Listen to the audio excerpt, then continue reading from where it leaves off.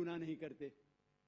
ऋग्वेद में है कि आप खा सकते हैं, ऋग्वेद में यह भी लिखा है कि आप भैंस खा सकते हैं, आप गाय खा सकते हैं। कितने श्लोक के मैं हवाला दे सकता हूं। अगर आप पढ़ेंगे महाभारत, देखो ऋग्वेद तो बहुत कम हिंदू लोग ने पढ़ा है, लेकिन महाभारत तो आप जानते होंगे, सुना होगा। महाभारत पढ़ेंगे अनुशासन पर्व चैप्टर नंबर 88, उसमें जो पांडव के सबसे बड़े भाई युधिष्ठिर, वो भीष्म से कहते हैं कि हम यज्ञ में, पूजा में क्या चीज देना करेंगे मजहबी किताबों का और साइंस का। गोश्त खाना कोई गलत नहीं है, और मुझे खुसूसन कोई गिला शिकवा नहीं अगर गैर मुस्लिम, अगर हिंदू गोश्त नहीं खाते, मुझे कोई गिला शिकवा नहीं। क्योंकि अगर सब हिंदुस्तानी गोश्त खाने लगेंगे तो हिंदुस्तान में गोश्त का भाव बढ़ जाएगा। आज महंगाई का जमाना है, पेट्रोल का भाव बढ़ रहा है, सब हिंदुस्तानी गोश्त खाने लगेंगे तो गोश्त का भाव भी बढ़ जाएगा। तो मुझे कोई गिला शिकवा नहीं आप अगर गोश्त नहीं खाते। लेकिन अगर आप ये कहेंगे कि गोश्त खाना गलत है, तो आपको आपके मजहबी किताबों के बारे में नहीं पता है और साइंस का भी नहीं पता है। अगर आप कहेंगे किसी की जान नहीं लेना चाहिए, तो आप 2 मिनट भी जी नहीं सकते। हम जो सांस ले रहे हैं ये जर्म्स है, जर्म्स में भी जान है, आप सांस लेने से। लेकिन क्योंकि अल्लाह सुब्हाना व तआला ने हमें इजाजत दी है, कुरान मजीद में लिखा है सूरह माइदा सूरा नंबर 5 आयत नंबर 1 में कि वो जानवर जो आपके लिए हलाल है, 4 पांव के जो आपके लिए हलाल है, उसको आप खा सकते हैं। लिखा है मनुस्मृति में चैप्टर नंबर 5 श्लोक नंबर 30 में, उसमें लिखा है कि ईश्वर ने कुछ जानवर बनाए खाने के लिए और कुछ जानवर को खा जाने के लिए। हिंदू धर्म में गोश्त खाना हराम है, ये बिल्कुल गलत फहमी है। अगर आप पढ़ेंगे हिंदू धर्म की किताब, हिंदू धर्म की किताब पढ़ेंगे मनुस्मृति अध्याय नंबर 5 श्लोका नंबर 30, उसमें लिखा हुआ है कि भगवान ने, खुदा ने कुछ जानवर को खाने के लिए बनाया है और कुछ जानवर को खा जाने के लिए। Some animals he has created to eat and some to be eaten, कुछ खाने के लिए और कुछ खा जाने के लिए। अगर आप उन जानवरों को खाते हैं जो खुदा ने खाने के लिए बनाया है, तो आप कोई गुनाह नहीं करते। मनुस्मृति अध्याय 5 श्लोक का नंबर 30। आगे आप पढ़ेंगे मनुस्मृति अध्याय 5 श्लोक का नंबर 31 में लिखा हुआ है कि अगर आप जानवर का कत्ल करते हैं पूजा के लिए, तो आप कोई गुनाह नहीं कर रहे।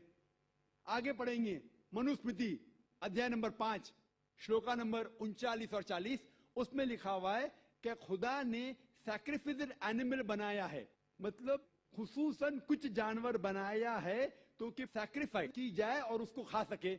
अगर आप उस जानवर का कत्ल करते हैं सैक्रिफाइस के लिए और खाते हैं जो अल्लाह ताला ने, भगवान ने बनाया है, तो आप कोई गुनाह नहीं करते। ऋग्वेद में है कि आप खा सकते हैं, ऋग्वेद में यह भी लिखा है कि आप भैंस खा सकते हैं, आप गाय खा सकते हैं। कितने श्लोक के मैं हवाला दे सकता हूं। अगर आप पढ़ेंगे महाभारत, देखो ऋग्वेद तो बहुत कम हिंदू लोग ने पढ़ा है, लेकिन महाभारत तो आप जानते होंगे, सुना होगा। महाभारत पढ़ेंगे अनुशासन पर्व चैप्टर नंबर 88, उसमें जो पांडव के सबसे बड़े भाई युधिष्ठिर, वो भीष्म से कहते हैं कि हम यज्ञ में, पूजा में क्या चीज देना चाहिए ताकि हमारे बाप दादा, हमारे पुरखों को सहूलत हो, आराम मिले, उन्हें पीस, अमन मिले। They will be satisfied, they will be satisfied. तो भीष्म कहते हैं कि यज्ञ में, पूजा में अगर आप वेजिटेबल्स देंगे, घास फूस, फल, चावल देंगे, तो हमारे बाप दादा, हमारे पुरखों 1 महीने तक संतुष्ट रहेंगे। कितने महीने तक? 1 महीने तक। अगर आप मच्छी देंगे तो 2 महीना, अगर गोश्त देंगे तो 3 महीना, खरगोश देंगे तो 4 महीना, बकरी देंगे तो 5 महीना, सूअर देंगे तो 6 महीना, अगर परिंदा देंगे तो 7 महीना, हिरन देंगे तो 8 महीना। ये कंटिन्यू होता है, मेन्यू होता है ना, होटल का मेन्यू, उस तरीके से कंटिन्यू होता है। और आगे लिखा गया है अगर आप भैंस देंगे तो 11 महीना, अगर गाय देंगे तो पूरे 1 साल। कौन कहता है?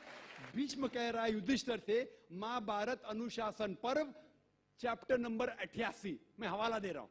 आप ये नहीं कहना चाहिए जाकिर भाई कुछ भी कह रहा है दिमाग से, मैं हवाला दे रहा हूं, ये आपके किताबों में लिखा हुआ है।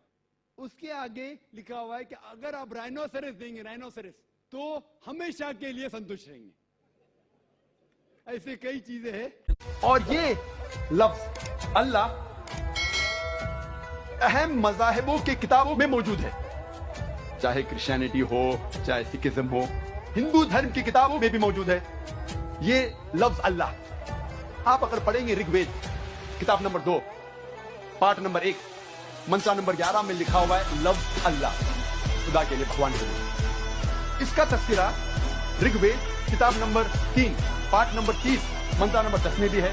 ऋग्वेद किताब नंबर 9 पाठ नंबर 67 मंत्रा नंबर 30 में भी है। और उपनिषद में एक उपनिषद है जिसका नाम है अल्लो उपनिषद। इसीलिए हम मुसलमान अल्लाह को अरबी लफ्ज अल्लाह से पुकारना पसंद करते हैं, वरना नहीं तो आप कोई भी नाम से पुकारिए, लेकिन अच्छे नाम होना चाहिए, खूबसूरत होना चाहिए, वो नाम से जो अल्लाह अपने आप को पुकारना पसंद करता है। और ये